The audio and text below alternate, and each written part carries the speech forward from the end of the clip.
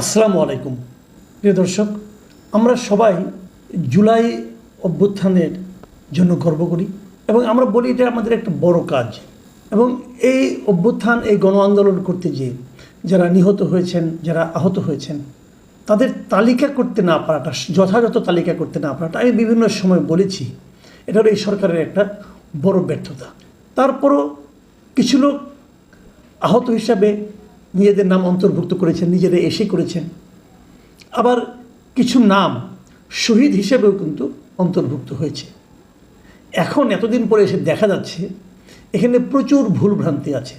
যিনি এই জুলাই গণ অভ্যুত্থানে শহীদ হননি, অন্য কোনো সময় অন্য কোনো ঘটনায় মারা গেছেন, কেউ সড়ক দুর্ঘটনায় মারা গেছেন, কেউ ছিনতাই করতে যেয়ে গণপিটুনিতে মারা গেছেন, কেউ আবার নিজেই অস্ত্র লুট করে ফেরার সময় নিজের অস্ত্রের গুলিতে লেগে রক্তক্ষরণে মারা গেছেন, এরকম অনেক ঘটনা।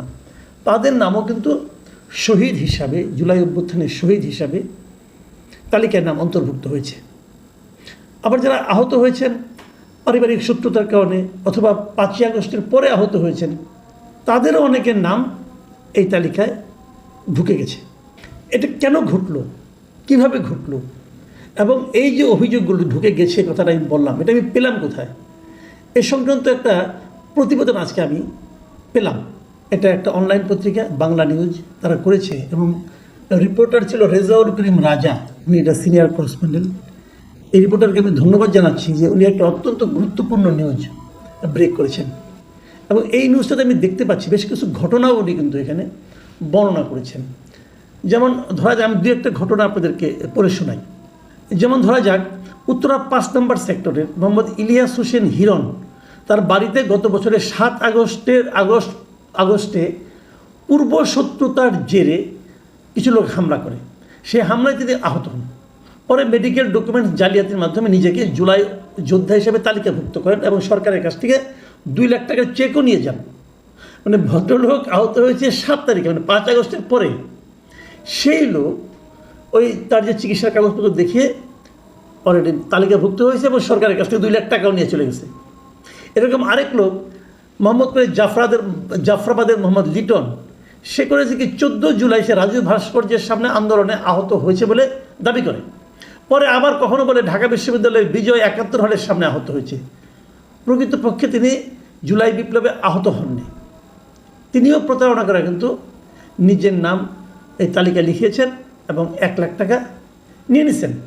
আবার ধরেন নোয়াখালী এলাকার চাটখিলে মোহাম্মদ হাবিবুর রহমানের ছেলে মোহাম্মদ ইমতিয়াজ হোসেন, তিনি একটি কুরিয়ার সার্ভিসের কর্মী ছিলেন। 5 আগস্ট সরকারের পতন হলে তিনি চাটখিল থানা লুট করতে গিয়ে একটি অস্ত্র নিয়ে পালিয়ে যান। পরে পথেই অসাবধানতায় লুট করা অস্ত্র দিয়ে নিজের পায়ে গুলিবিদ্ধ হন। এরপর অতিরিক্ত রক্তক্ষরণে তার মৃত্যু হয়। তিনিও জুলাই অভ্যুত্থানের শহীদের নামের তালিকায় নিজের নাম, মানে তার নাম বসিয়ে দেওয়া হয়েছে। তার আত্মীয় স্বজনরা এই কাজটা করেছেন। একই রকম ডেমরার বহিরটেঙ্গা এলাকার মোহাম্মদ সেকান্দর আলীর ছেলে আবু সাইদ গত বছরের 9 আগস্ট, মানে 5 আগস্টের 4 দিন পরে 9 আগস্ট শুক্রবার এলাকায় চাঁদাবাজি করতে গিয়ে গণপিটুনিতে নিহত হন। শহীদের নামের তালিকায় আবু সাইদও যুক্ত হয়েছেন, মানে তার পরিবার টাকা পয়সা পাবে। এরকম কিন্তু অনেক ঘটনা ঘটেছে। যেমন যাত্রাবাড়িতে 13 আগস্ট, মানে ওই ঘটনারও 8 দিন পরে পরাটা আনতে গিয়ে মোটরসাইকেল দুর্ঘটনায় মারা যান হলো বিজয় নামে এক লোক, তার নামও এই শহীদের তালিকায় আছে। তো এরকম আরও অনেক, এই ফিরিস্তি দিতে গেলে অনেক বড় হয়ে যাবে। এই যে এত লোকের নামগুলি আছে, এগুলি কিভাবে ঢুকলো, কেন ঢুকতে পারলো?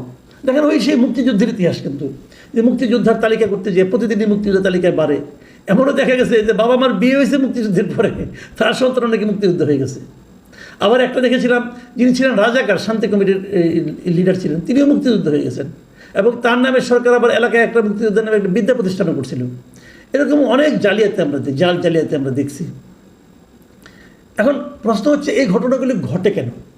এটা হলো সমস্যা আসলে মাথায়, মানে মানসিকতায় সমস্যা।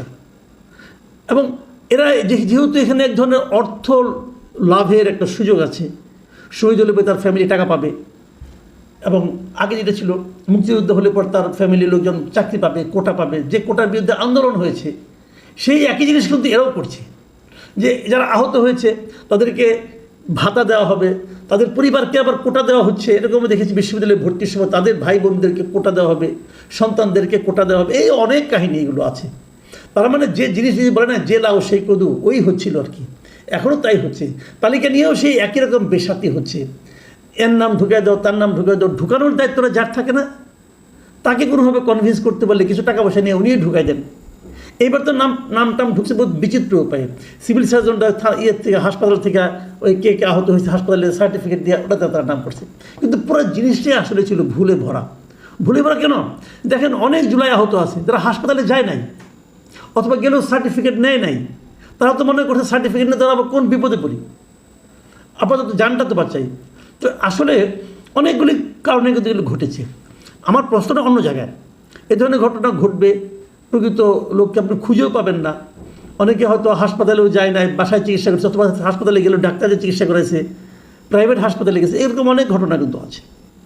প্রশ্ন হচ্ছে এটা ঘটে কেন, লাভটা কি? আমাদের এখানে হয় কি, এই যে বলছিলাম আমরা কোটা, যে যদি একবার আমি জুলাই আহত হিসেবে নিজের নামটাকে লিপিবদ্ধ করাতে পারি, তখন কিন্তু এলাকায় আমার ভাবসাবই আলাদা হয়ে যায়।